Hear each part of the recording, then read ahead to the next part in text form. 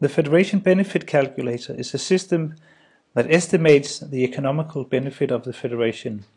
So briefly, let's have a look at what we know. We know that we have a hub and spoke federation, and we therefore can easily generate usage statistics and knowledge about which IDPs uses which services, which connections are active, so to speak.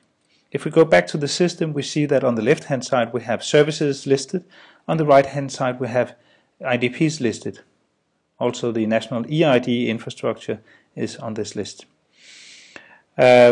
You will not find in the diagram here WAIF in the middle, but you have to imagine that somewhere here in the middle there's a federating hub.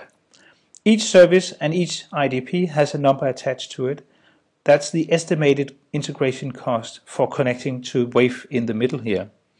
As we have knowledge about the IDPs and which services they use, we can actually simply sum up the integration cost of all used services for all known IDPs, and that is based on knowledge about which services are used by which IDPs.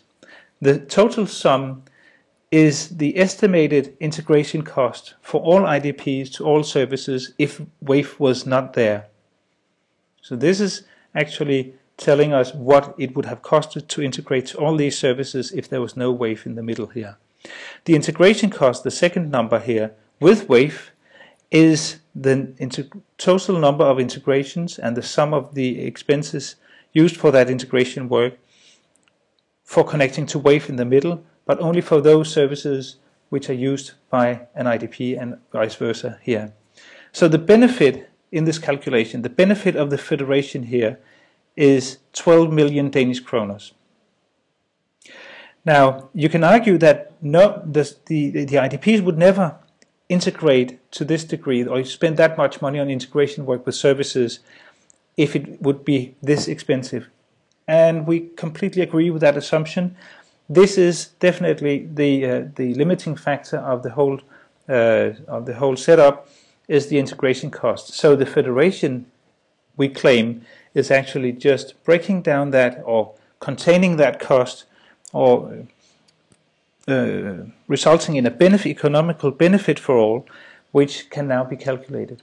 Now, what it takes to actually count a connection as active here has, of course, a definition, and instead of 100 logins per active